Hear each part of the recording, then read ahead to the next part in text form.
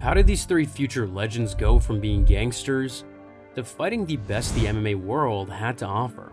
From street fights to fighting at the biggest stage in the world.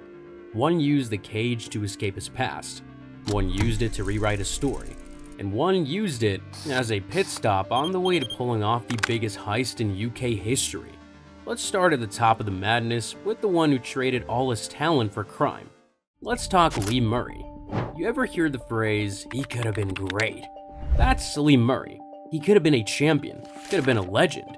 Well, actually, he did become a legend, but for different reasons. Born in Plumstead on November 12, 1977, Lee Murray came out swinging, metaphorically and eventually, literally. His mom held it down early on. His dad, a deadbeat, a violent one at that. One day, Lee had enough, dropped him with a clean shot, and just like that, the kid realized something dangerous. He could hurt pretty much anyone, and so the floodgates opened.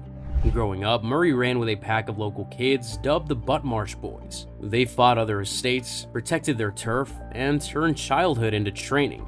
Skinny with big ears, his manic charge into fights earned him the nickname Alien. He hated it.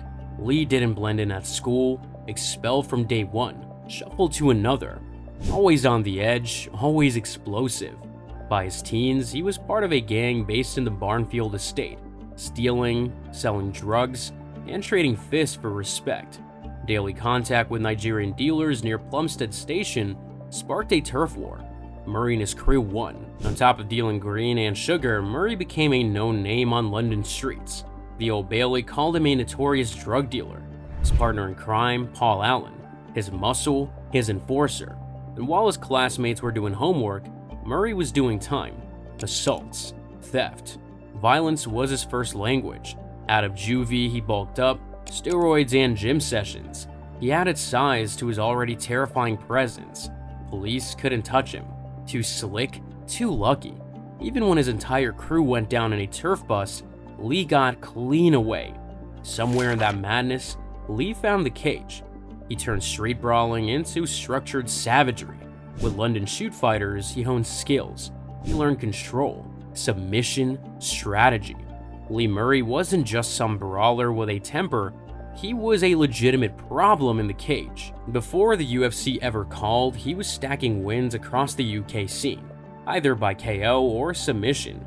He had pure knockout power and, as you already heard, a talent for violence.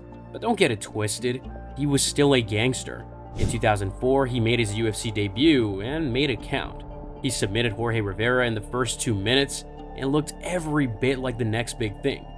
Then came Anderson Silva, Prime Silva, and guess what? Lee didn't get walked. He held his own, went the distance, and pushed one of the GOATs harder than most ever have. Lee Murray was the kind of guy who could have been champ if he didn't decide to become a legend for all the wrong reasons. Then came the nightclub stabbing. Murray was jumped, stabbed repeatedly, and nearly died. His heart literally stopped. He barely made it out alive, but he wouldn't be able to fight anymore, so it was time to come up with a different way to earn money. February 22nd, 2006. Dressed as cops, Murray and his crew kidnapped the manager of the Securitas Depot in Tonbridge, took his wife and kid hostage, cleaned out £53 million without firing a single shot. This was and still is the UK's largest cash heist in history. Murray fled to Morocco. He thought he was untouchable, but in June 2006, police got to him. Moroccan law wouldn't extradite him, so they sentenced him there 10 years, later bumped to 25. But not every story ends in a cell. Some make it out, some take the violence and flip it, control it, and use it to make something of themselves. Tyron Woodley grew up in Ferguson, Missouri, packed into a 4-bedroom house with 14 other people. Tight quarters, big personalities, constant noise. Not exactly a calm childhood. Home wasn't easy. Nothing was. In his words, we could either get picked on every day, or you would join the gang and do the picking on. Woodley chose not to be a target. He joined in, blended into the streets, did what he had to do. He wasn't proud of it, but he didn't hide it either. But being an athletic powerhouse saved him in high school. Football and wrestling kept him moving, and it turned out he was built for the mat. In 2000, he won the Missouri 4A State Wrestling Championship at 160 pounds. That win punched his ticket to college. At the University of Missouri, he became a two-time All-American and even got a degree. Woodley turned pro in 2009. Fighting wasn't new when Woodley stepped into the cage. It was familiar. I fought in the streets, I've been jumped, I've been shot at, I've ran through alleys trying to avoid people. So yeah, walking into the octagon under lights with a ref, that didn't shake him. If anything, it felt controlled. First fight, first round submission. Second fight, same story. Then Strikeforce signed him, and that's when the climb really started. He racked up wins, submissions, knockouts, and decisions. Woodley debuted in the UFC in 2013 and made a statement, walking through most of his opponents in the first round. Then in 2016, he got the title shot. Robbie Lawler, UFC 201. Boom! Knockout in the first round. Woodley became the UFC welterweight champion. He defended the belt against Stephen Thompson twice, Demian Maia, and Darren Till. For nearly 3 years, he ran the welterweight division. But what really mattered is that he made it out.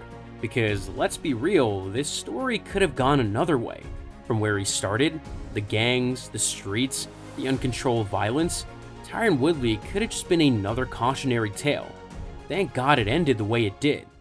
Now let's rewind the clock a bit, back to another fighter who started even younger, in a different kind of chaos, at only 9 years old. Let's talk about Tito Ortiz, a scared, scrappy, angry kid from Santa Ana who had no business making it out alive. Tito Ortiz was born into addiction. Both parents hooked on heroin. By the time he was 5, he was drinking beer and smoking cigarettes. By 9, he was initiated into the F Troop, one of Santa Ana's most notorious gangs. And you know how they welcomed him? They beat him down, over and over, sucker punched by older kids just to prove he could take it. That's how his life started, by senseless violence, robbing houses, stealing cars, fighting rival gangs, doing every drug out there except heroin. That one he stayed away from, barely. He bounced in and out of juvenile hall like it had a revolving door. One day, everything snapped. A friend was shot and killed right next to him in a drive-by.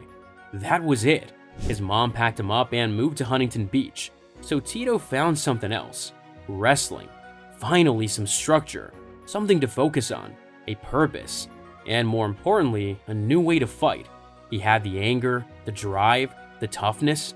Wrestling just gave him a legal outlet to slam people. From there, the rise was fast. Collegiate success, an intro to MMA, and then the UFC. And in the early 2000s, Tito was the UFC. Rivalries with Ken Shamrock, Chuck Liddell, and Randy Couture turned him into a pay-per-view headliner. He wasn't the most technical, he wasn't the fastest, but he was relentless. He was marketable, and he knew how to win. Tito Ortiz went from gang kid to UFC champion to Hall of Famer. Here's the thing, Tito doesn't pretend it was all pretty. He's not out here pretending he was a saint or some martial arts monk. He was a product of his environment. He just refused to let it define him forever. If you haven't tapped out yet and you're still in the fight, why don't you go on ahead and hit that subscribe button to stay out of the streets.